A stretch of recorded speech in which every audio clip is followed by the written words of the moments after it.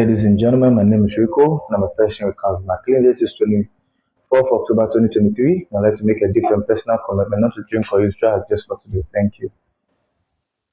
Today, I want to talk about the disease of addiction. I'm a person in recovery, as I stated before. Um, I want to talk about what transpired from the beginning, my story, from my addiction to my recovery. It started when I was young, very, very young, and I was motivated to this life of addiction by watching videos of hip hop artists and all of that. The smoking, the girls, those things. I loved that life. When I saw that, I loved that life. So, um, I started smoking. We did that. When we were kids, most of us did that anyways. Rolling the paper and lighting it up and smoking it and all of that. I took it to the next level after smoking the paper, in JHS, Ghana, there's a school, high school level called JHS, you know, in JHS, the time that we're writing our BC, that's a type of exam, final exam to graduate to the next level called SHS. At that time, we used to go for studies at night at Trinity, and that time, I would cut sticks. If you're in Africa, you know that we have this cane thing that we used to whoop at, yeah. So that cane, right? I slice it up and then make it like a Cuban cigar type of way. And I'll be lighting it up and smoking. This was a very young age. I think I was 10, 11, 12. I think I was 10 that way. You know, I was very young. I was very young. Um, and I was doing that the time. And when I was 12, 30, 12, 12 and 13 that way, I started smoking weed. And even before then, when I was young, I used to steal cigarettes from my uncle, right? We used to go to the farm.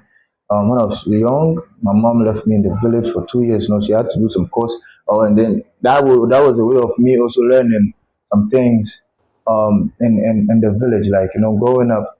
There's some lessons that I learned there, and I enjoyed myself in the village. I wouldn't lie. Growing up, I don't know whether growing up uh that life, I don't think I can ever be as happy like that as I was when I was there was no TV and stuff like that. It was just communication and it was so fun. Anyway, back to the story. This uncle used to smoke cigarettes and he always told us that it was bad for our health. But he was the one who would be smoking it and all of this. He always saying it's bad for our health and it's expensive and all of that. But what you call it, we didn't care. We're like, you are doing it and we are seeing it. So we're like, if it's good for you, then it's good for me. If it's good for you, then it's good for me. Then I didn't say nothing at that time. So when he sends me to buy that time I was London Brown. When he sends me to buy London Brown, that time he used to send me for the pieces, right? I give him a cock and bull story, and then I'll steal one before I get to him. I give him a cock and bull story that, oh, this is the thing that he gave me, all of that. He asked me, asked. So he came to notice that no, it was me that was taking the pieces. So what he did was he would send me to go and buy the big pack, right? Like the full cigarette thing. And if you're a cigarette smoker, you know that it comes in a rubber like thing and you have to pop it open and all of that. So now I cannot rip it open and steal some. He would definitely notice. So at that time is when I caught. And that time too, I wasn't really smoking and inhaling it. I was just playing with it. I was just playing. I wasn't really smoking and inhaling it. You know what I'm saying? So yeah, at that time, that was way younger before I was 12, 13. And then that era too came to pass because I was curious. I don't know. I just loved that thing. Smoking was something that I loved from childhood, you know. 12, 13, I smoked weed here and there. It wasn't that the same, but I loved weed though. But it wasn't that consistent because I wasn't really having money to do it and I wasn't having the people to do it. Fast forward as years was going on, like I think 13 that way, 14, 15. I was full blown. I was going in the mountains, right? There was this part in the city that I was at that time, or the town that I was at that time. We'll be going to the mountains. It's an hour walk, and then we'll be going to the mountains to go and smoke. Me and my brethren then. We'll be going to the mountains to go and smoke.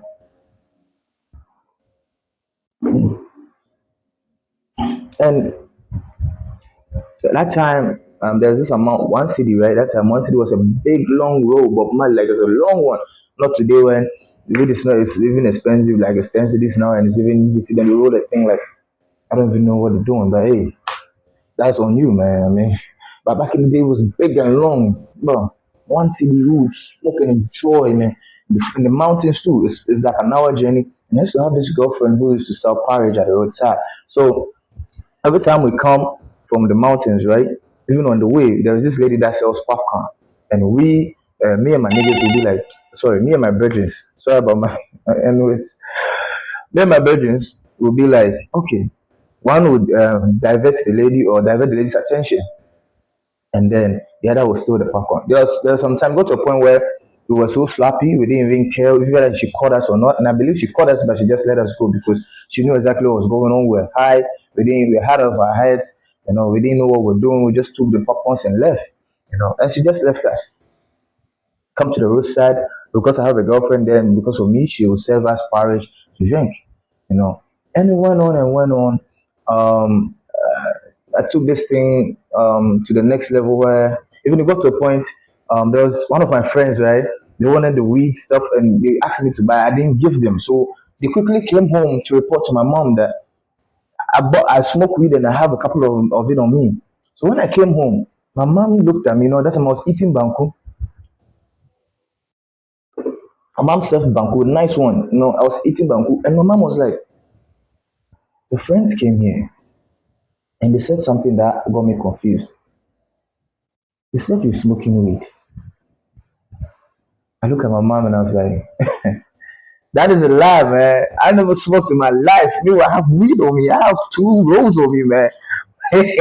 Look, my mom dead in the house like, I didn't do none of that. I like straight to her face.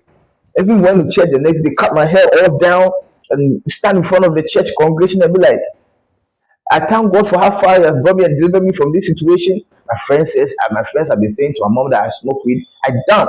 And I stand in front of the congregation and lie to everybody. I remember this guy, this teacher that we used to have. Um, he was like, "Are you sure? Are you sure you don't smoke? Why would they say you smoke if you don't?" That guy, I feel like he knew that I used to smoke because I feel like he knew. Because I feel like he had caught me somewhere or something. I feel like he knew, but because the way he asked the question, but I still stand firm, real G. I stand firm, like, nah, I didn't do none of that. I didn't do none of that. You see? So I was like, yeah, man, let's get that thing going. So as they came in, as that thing went on, as I told them everything, they let it slide. And the next day, the next very day, I went into the mountains again with my buddies. And then when I was coming, I met this lady who used to church with us, right? And she saw me with my buddy them, and she knew that I was late. She said, "Aren't you this woman's daughter, this woman's son?" I said, "Yeah, it's me." I said, "Oh, yeah." So my friend said, "Yo, let's go, let's ignore the lady, let's go." I said, "No, they said they are not from church or somewhere." Because the way she called my name, know me somewhere. So I was trying to make the situation seem as though I have nothing to hide. And that was one of the dumbest things. If you smoke weed, you know that it lingers on you for a bit. And I was getting closer to the lady. Even though the lady never said anything, he just looked at me in a way and just left it. You know. Fast forward, I came to Canada and I started smoking again in school, in high school, in high school in Canada. What you call it? Is it grade school? Yeah, Emery Collegiate, if I'm not mistaken, Emery Collegiate. That time I came, got a accessory and all of that. That kind of thing. So I think that was good. I think grade 10, 11, around grade 9, 10, right? That is where that thing happened. I met this guy one time and he showed me that, oh, yo, he got weed and all that. So I was happy because, you know how Canada is with weed and all of that, not really straight. But then you cannot smoke weed on campus. You cannot smoke weed on school grounds. I'm a G. I didn't care. I didn't care.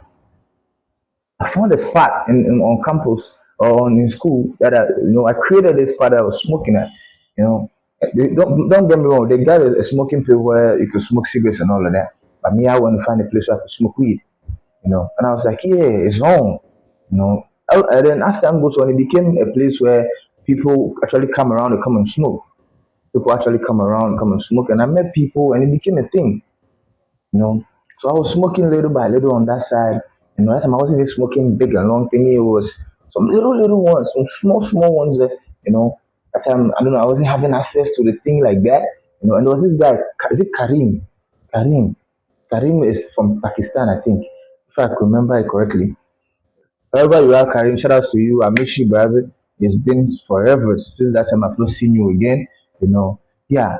So that time I used to smoke cigarettes too, but then that time I didn't understand, I didn't know how to smoke cigarette well, like the inhaling part. I didn't know how to inhale it. So Skyrim was like, bro, you don't smoke a cigarette like how I do. That's why you're not addicted. That's why you can just smoke it anyhow. You're just ruining it. I inhale it.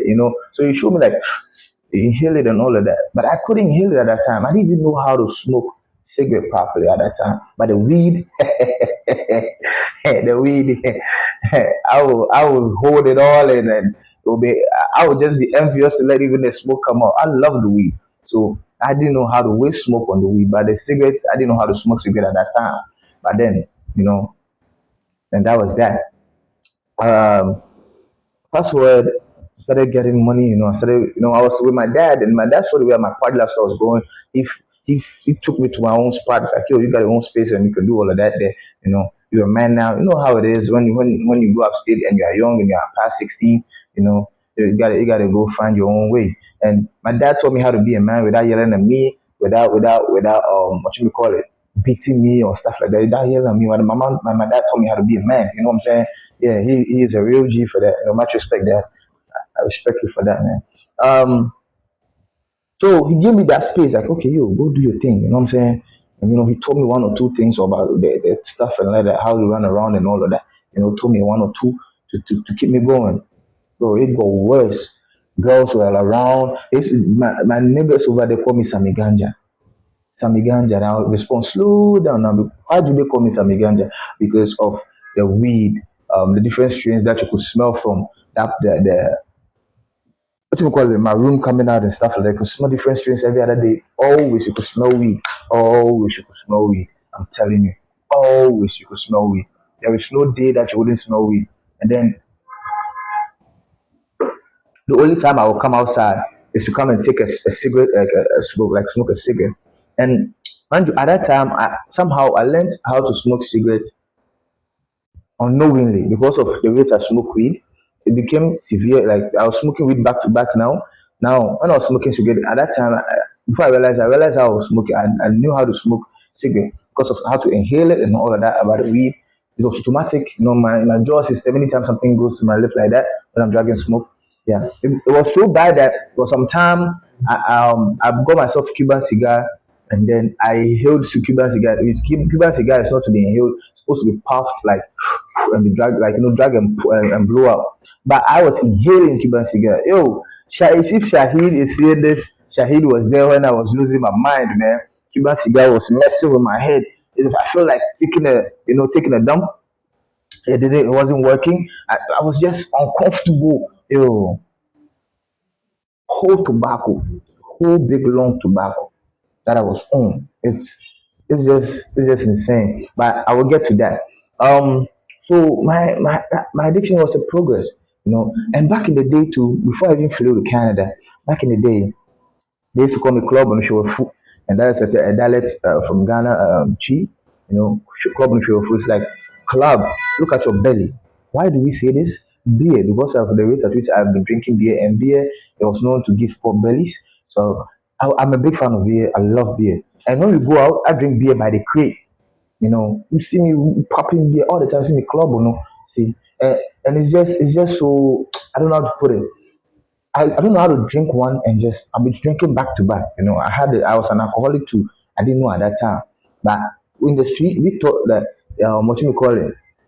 If you can drink, if you have the endurance, like the capacity to take more, to drink more, to smoke more, to have that capacity to smoke more and stuff like that, that makes you a G. That makes you, the toughest person on the field. That's some kind of credibility to be smoking back to back, to be drinking back to back, and still have your grounding and still be doing whatever you got to do. That makes you like a top dog and all of that. Back in the day, that was what we thought that was the game. Did all of that. So fast forward back in Canada, where I've been drinking, smoking back to back. Even Fridays, right? I would buy the biggest Jack Daniels at that time. My friend Shahid will come around. We would sit down all night, man. All night. We would be drinking, smoking till morning. But I think Shahid don't smoke weed, if I remember correctly. It was cigarettes. So from time to time I would smoke my weed, but most of the time we were on cigarettes and drinking the liquor, burning liquor. So we be drinking and till morning, till morning. I'll be in front of my building. If Saeed don't come around, that is what I do. Basically, that is me. I like to party. I like to turn up, and I had my video game. So when I turn up a little bit, I go play my video game. You know what I'm saying? But on Fridays, no weekends, I buy the Jack Daniels. It was a ritual or a routine that I used to do. You know, I buy the Jack Daniels, and that is what is going on. I'm late. I'm sitting down drinking till morning. So I buy the biggest one so I can be sipping on it till morning. I be turning up by myself because I like being by myself and hanging out by myself at that time. So that's who I was. Even though if I go to a party, I'll still turn up. But then I just love being around like myself. Shahid will come and be like, "Yo, let's go somewhere." Shahid will bring the idea of going somewhere, you know. And then we will what you call it up and drive in the middle of the night to somewhere where there's a lake or something, 10 minutes away, maybe Mississauga or something. We'll drive somewhere to go and see the CN Tower from afar across the lake. We'll be watching at night and it's a beautiful scene. You know, we'll be taking videos, you know, vibing and connecting, you know, drinking, smoking and all of that. Sometimes we'll go there and I'll light my blunt, you know, smoke good weed across the and it was inspirational. I don't know how to put it to you until you smoke. You're a smoker, you will get what I mean by smoking and then enjoying the view of a sea or something like that, water or something. You're close to water and you're smoking. It's very therapeutic.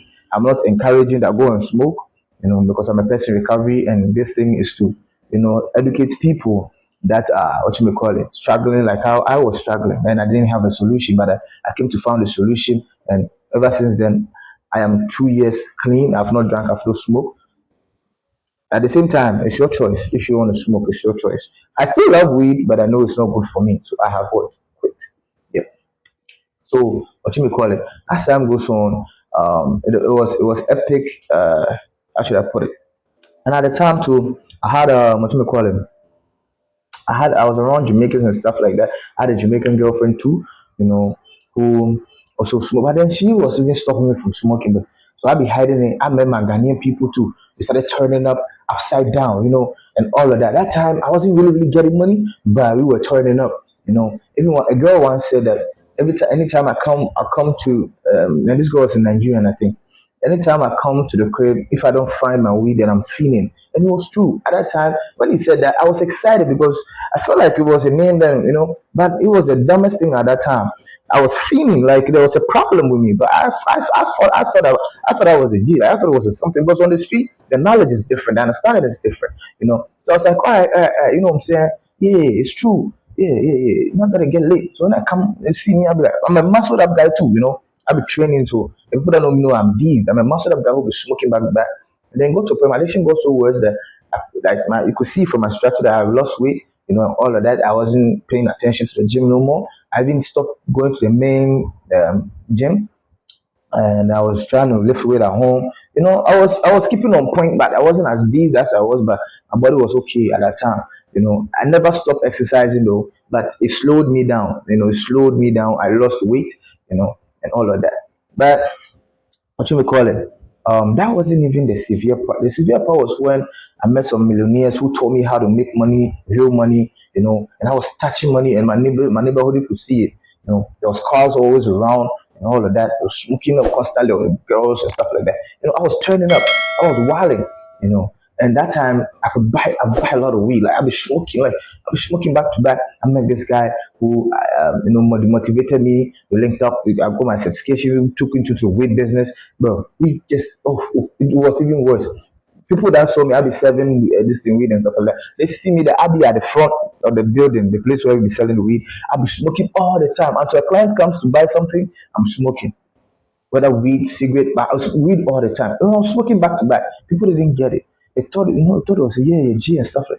Some were worried. Some were like, there's something wrong and stuff. But I didn't care about somebody's opinion. I was enjoying. I was enjoying myself, And what you may call it. Fast forward, this addiction thing took me to worse places. It messed with my head. I started talking anyhow to my employer and all of that, and the people above me, people that were teaching me the routes to be a successful person. I lost all those contacts. I disrespected a whole lot of people, put me in trouble. I went mad for 3 days in the streets, ended up in the asylum. I went to 3 different asylums, and people that were there that know me can attest to that. I went to 3 different asylums. What you may call it? What you may call it, the first asylum, right? And I will get into all of that one by one.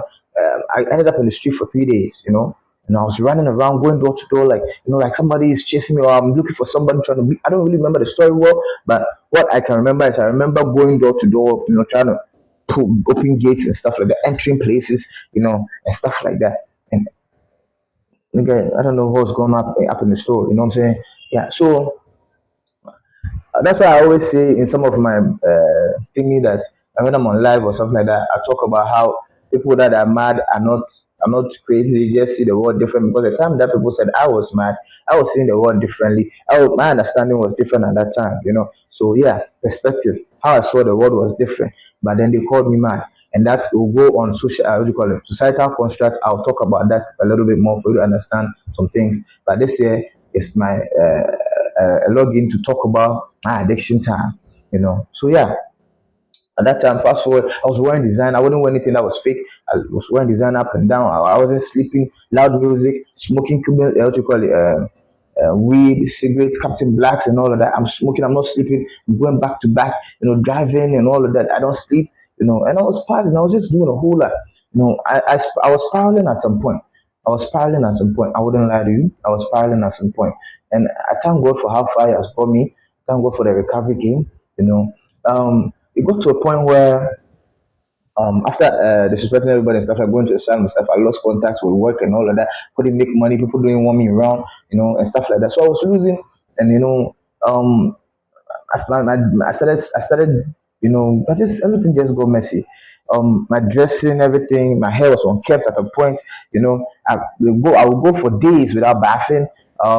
2 weeks sometimes I wouldn't bath. I remember sometimes my dad would come to check on me, and then when I get in his car, you could see that he's struggling with the smell. But then that's his son. I'm proud of my. I'm happy. I'm happy. I have a wonderful family that could stay and all of that.